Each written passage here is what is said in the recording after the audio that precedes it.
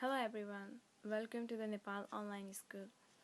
आज चाहिँ मैले धेरै समयपछि जापानिज ल्याङ्ग्वेजमा एउटा भिडियो बनाउँदैछु। यसमा चाहिँ हामीले हिरागाना अल्फाबेटको टी कल्युमलाई कसरी लेख्ने, कसरी पढ्ने भन्ने बारेमा चाहिँ म भन्छु। सबैभन्दा सुरुमा चाहिँ यसलाई कसरी प्रोनाउन्स गर्ने बारेमा चाहिँ म भन्छु है। यहाँ छ सबैभन्दा सुरुमा छ ता भनेर यहाँ लेखेको छ। यसलाई चाहिँ हामीले ता भनेर प्रोनाउन्स गर्छौं। त्यसपछि छ जी अनि चु ते तो। म फेरि भन्छु है। ता ची चु ते तो। र यो टी कल्युममा चाहिँ तेन पनि लाग्छ। यसलाई तेन सँग चाहिँ कसरी प्रोनाउन्स गर्छ है त सुन्नुस्। दा जी जु दे दो। फेरि भन्छु। दा जी जु दे दो। र अब हामी चाहिँ हिरागानाको 16 सबै हिरागाना चाहिँ 46 को हुन्छ टोटल नम्बर र आज हामी चाहिँ 16 मा पढ्ने छौं। 16 मा छ ता। मैले अघि नै भनेको सुरुमा चाहिँ ता भनेर प्रोनाउन्स गरेको थिएँ नि।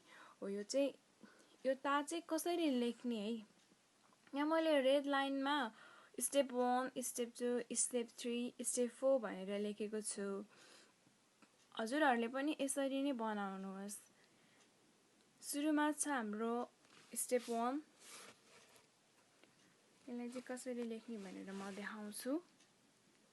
ओप्स सानोमा बनाउँछु। Step 1, step 2, step 3 and step 4। म फेरि बनाउँछु है त। Step 1, step 2, step 3 and step 4। यसलाई चाहिँ एकैचोटि बनाउँदा कस्तो हुन्छ त म यहाँ देखाउँछु है। यसलाई एकैचोटि बनाउँदा स्टेप 1, स्टेप 2, 3 and 4।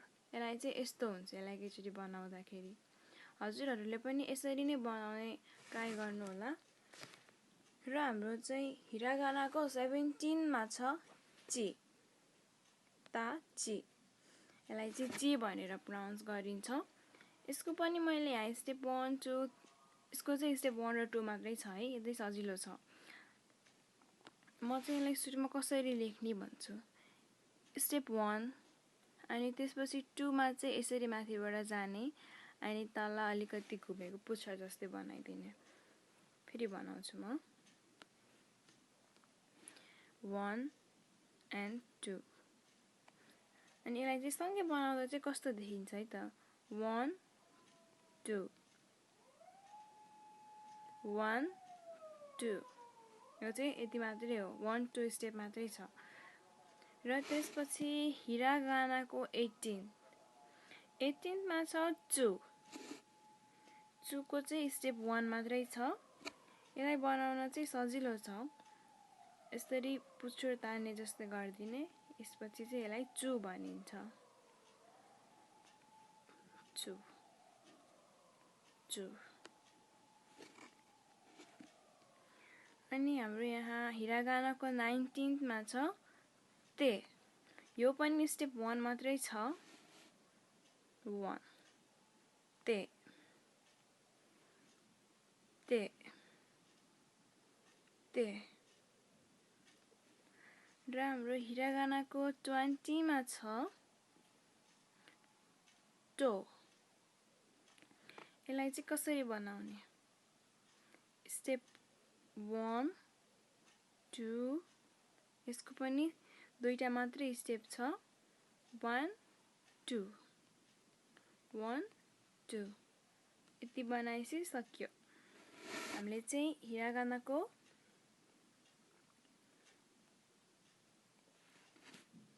ता ची चु ते तो बनाउन हामीले सिक्यौं।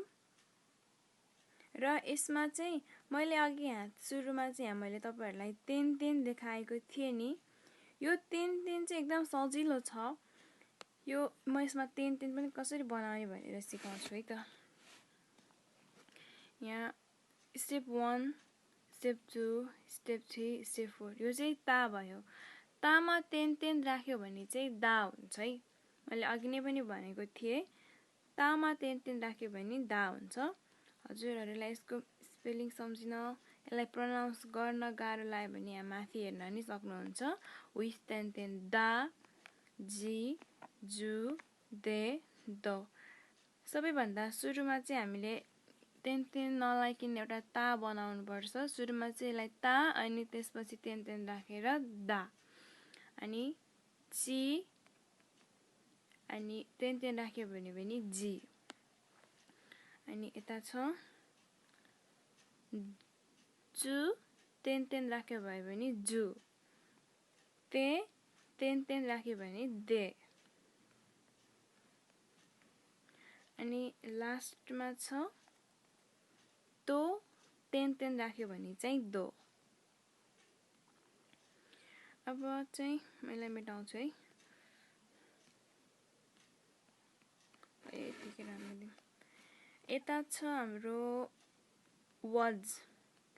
आज चाहिँ यो टी कलमको वर्ड्स पनि छ, अनि त्यसपछि आ इ उ ए ओ खाके खुकेको पनि वर्ड्सहरू छ है। यो चाहिँ हजुरहरूले सम्झिनु भयो होला। यसलाई आ भनिन्छ, यसलाई चाहिँ आ भनिन्छ, अनि यसलाई कि दुईटै जोडेर आकी।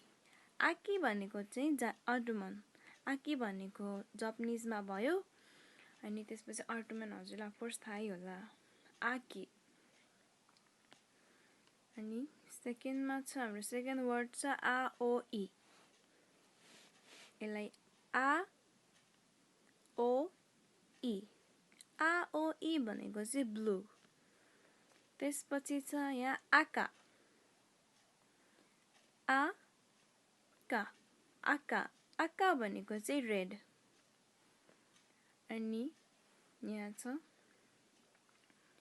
दा इ गा कु, यहाँ तेन पनि छ, नबिर्सिनु होला है। दा इ गा कु, दाइगाकु भनेको चाहिँ युनिभर्सिटी हो। दाइगाकु यहाँ मैले नेपालीमा पनि लेखेको छु, यो त हजुरहरूले बिर्सिनु भएकै छैन होला। यसलाई चाहिँ कुचु, कुचु, कुचु भनेको चाहिँ सुज।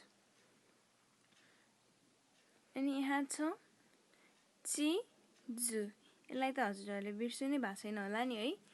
यो चाहिँ यस कलमको चिजु, चिजु भनेको चाहिँ म्याप। अहिलेलाई चाहिँ हामीले टी कलमको यतिसम्म पढ्नेछौँ। तपाईहरूले घरमा पढ्दै यसलाई एकदम लेखेर प्र्याक्टिस गर्न सक्नुहुन्छ। यो हिरागाना कोलम भनेको चाहिँ सम्झने मात्रै हो। यसलाई सम्झनलाई त्यति गाह्रो छैन जस्तो लाग्छ मलाई। र म फेरि अर्को भिडियो बनाउने छु, त्यसमा हामी हिरागानाको नेक्स्ट कलमको बारेमा पढ्नेछौँ। त्यतिखेरसम्मको लागि चाहिँ टी कलम पढ्दै गर्नु होला। अहिलेलाई चाहिँ बाई बाई।